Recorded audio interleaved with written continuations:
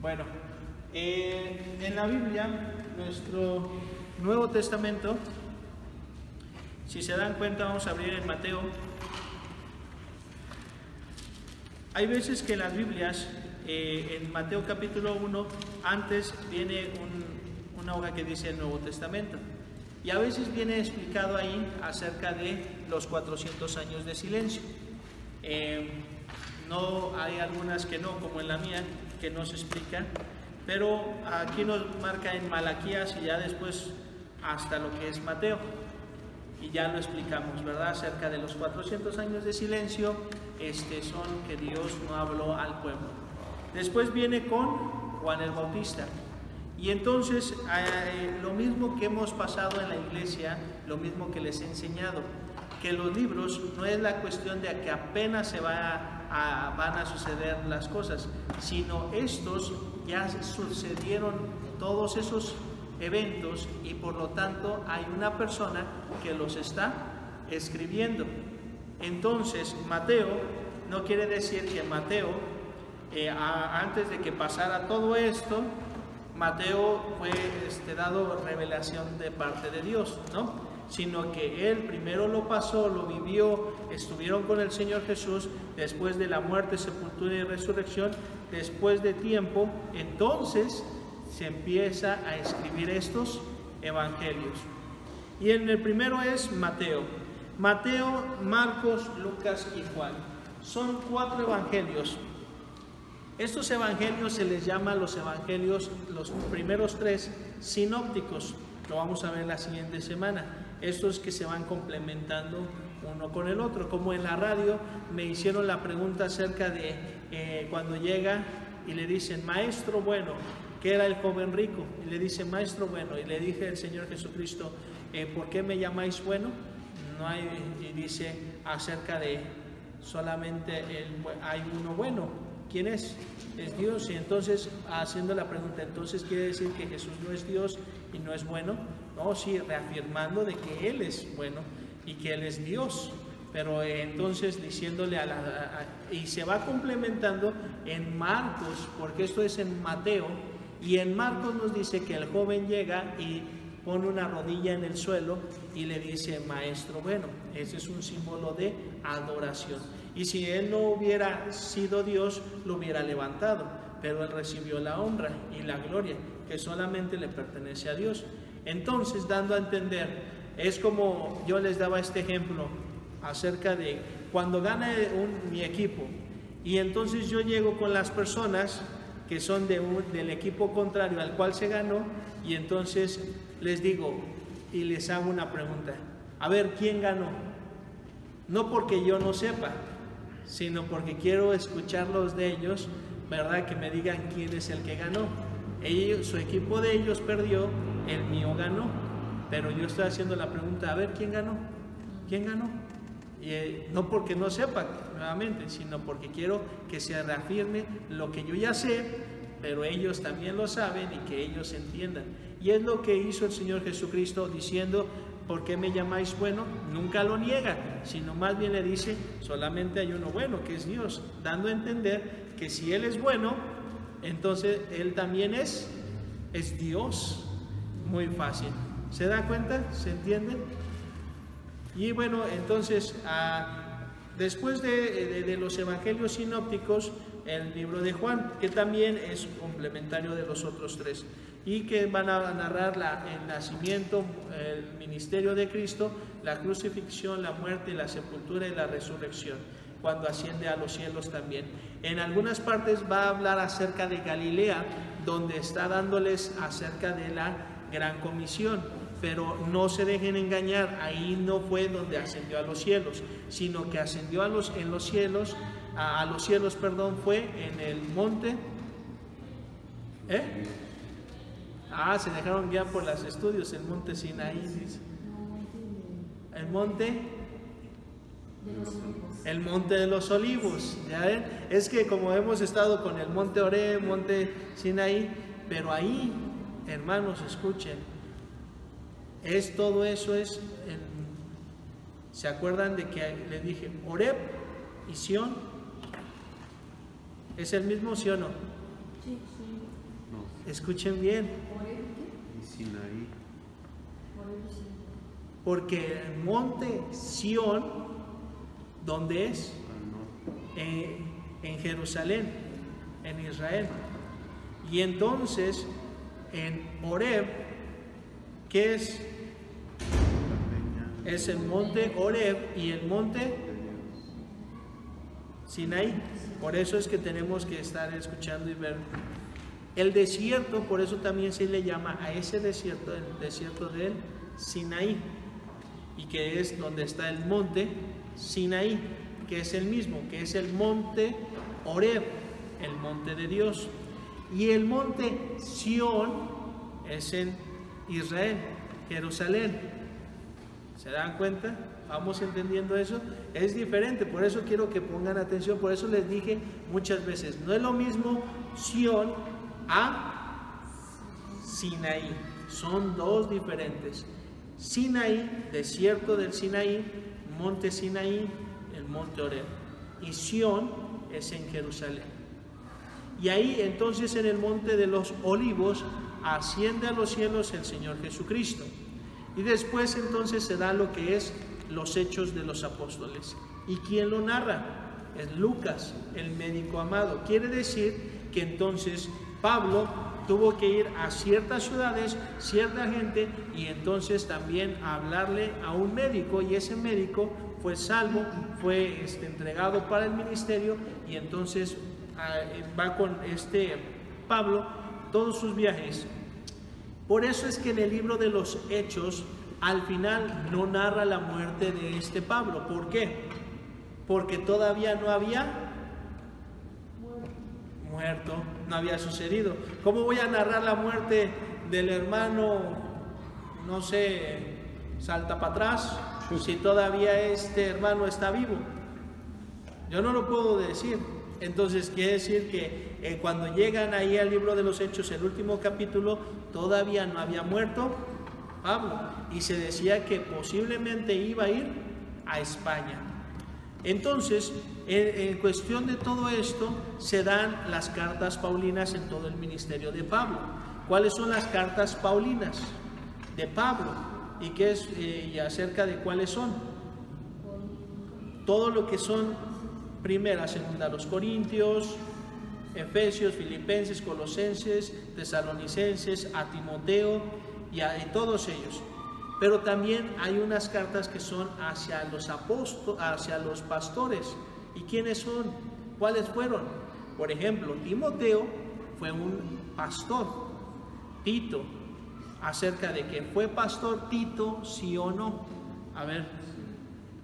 Y él, Tito, en Creta, ahí estuvo él como pastor, y Tito fue que llevó al concilio Pablo para enseñar que también los griegos podían ser salvos.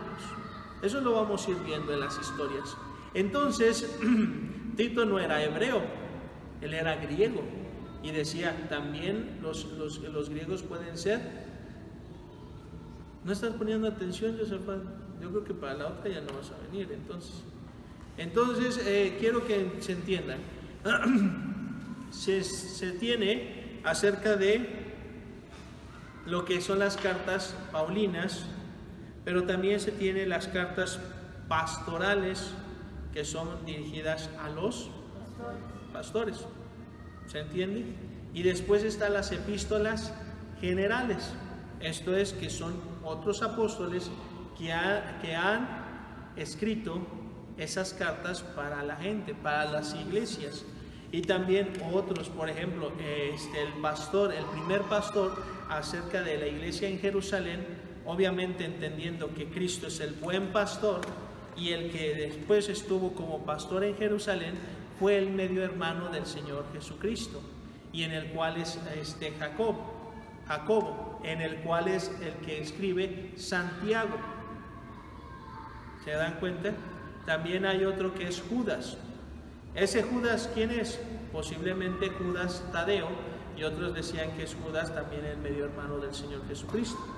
Y entonces llegamos a lo que es Apocalipsis. ¿Qué es Apocalipsis? Es revelación. Está bien decirle que es el libro de revelación, no hay ningún problema. De los testigos que dicen, no, pero ustedes le llaman Apocalipsis, sí es el libro de revelación, no hay ningún problema. Es más, cuando yo me dirijo a ellos, no les digo Apocalipsis, les digo, y vamos a ver en revelación, y hasta se quedan así de, ¿qué? ¿Cómo? Pues si tú eres cristiano, ¿por qué dices revelación? Pues porque es el libro de revelación, no hay ningún problema. Y se lo da Dios a Juan en la isla de Patmos, y ahí entonces Dios le da todo lo que es las profecías de lo que va a acontecer en el fin del mundo, de los tiempos. Acuérdense, cuando nosotros nos vayamos, que seamos arrebatados, se va a hacer el trato entre el anticristo e Israel, el tratado de paz. Y entonces ahí se van a empezar los 7 años de la tribulación y la gran tribulación.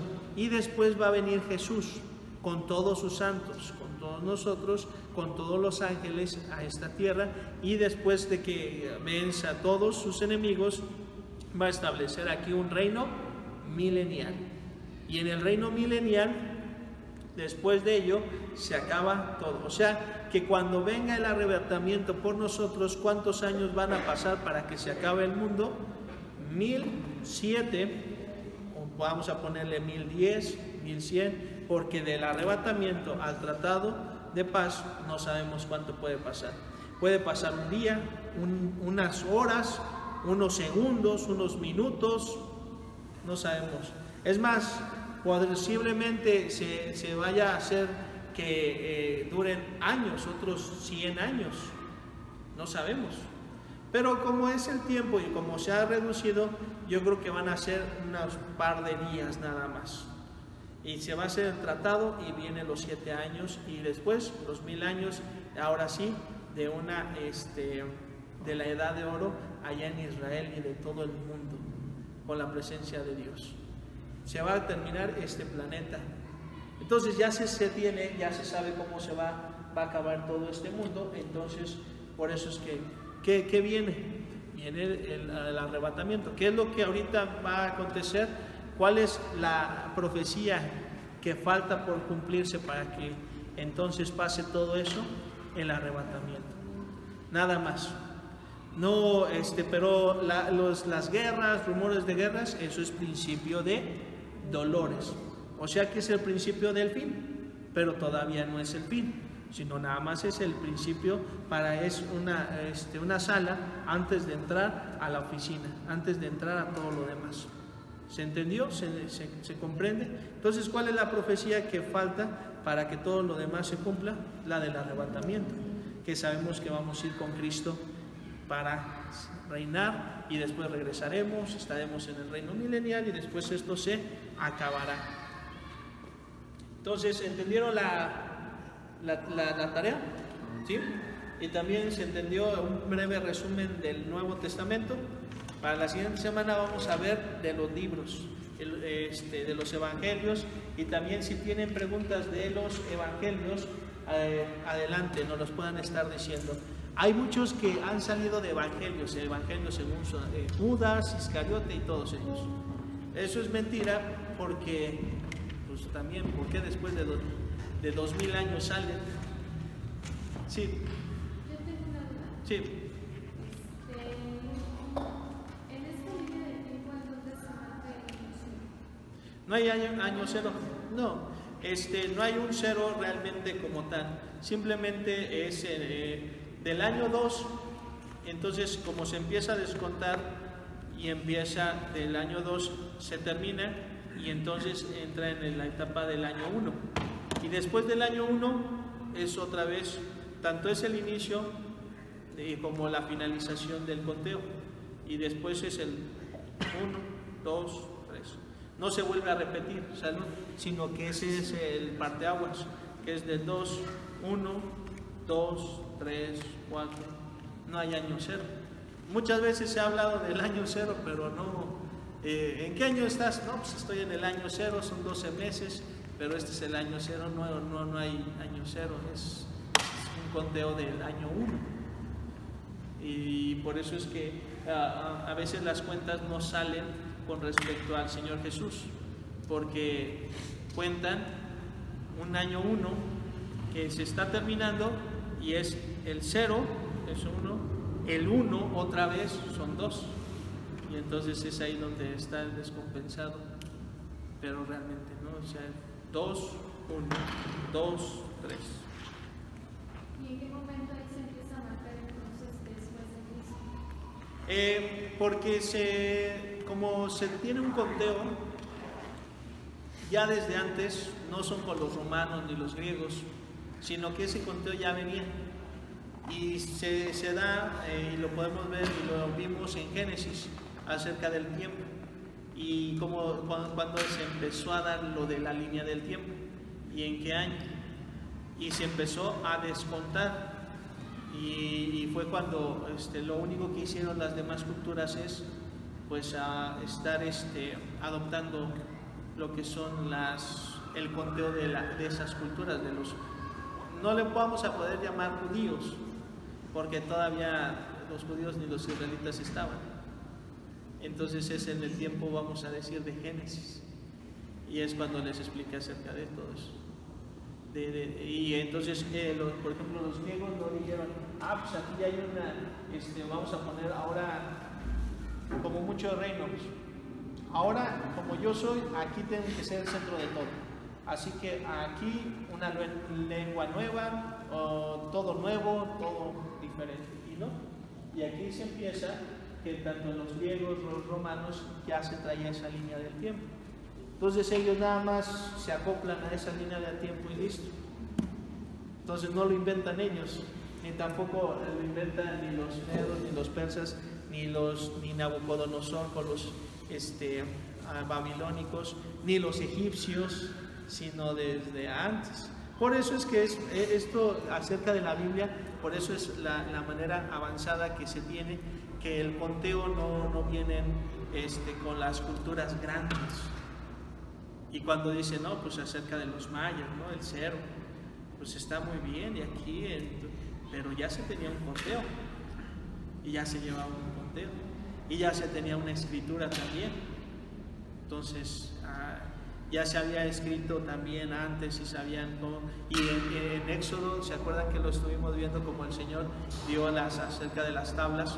Y antes de ello, pues estaban los egipcios, que se hacían con el papiro. Y antes de ellos, pues, ¿quién estaba? Abraham. Y se hacía de manera que también había una escritura. Ellos sabían intercambiar y hacer trueques. Y todo eso pues lo vimos en Génesis, que estuvimos viendo, ¿no? Todo lo que fue, que desde Adán se empezó un tiempo. Y es por eso las genealogías. Y se marcan las genealogías como una línea del tiempo. Y es lo que vamos a ver para la siguiente semana, porque en Mateo empiezan. Mateo y Lucas nos hablan de manera que empiezan con esa genealogía. Y se puede calcular el tiempo a través de Adán. Adán, y después de Adán, ¿quién fue? Seth. De Adán a Seth, ese tiempo donde pues uno dice, pues ¿cuánto habrá pasado? Por eso es que se parte el tiempo cuando salen del huerto, porque entonces aún a pesar de que había tiempo, pero no les afectaba porque ellos no iban a morir, pero ya empieza a correr su tiempo como seres humanos, como seres humanos nosotros, cuando pecan y son expulsados del huerto del Edén, y ahí empieza a correr ahora sí, corre tiempo, los juegos del hambre.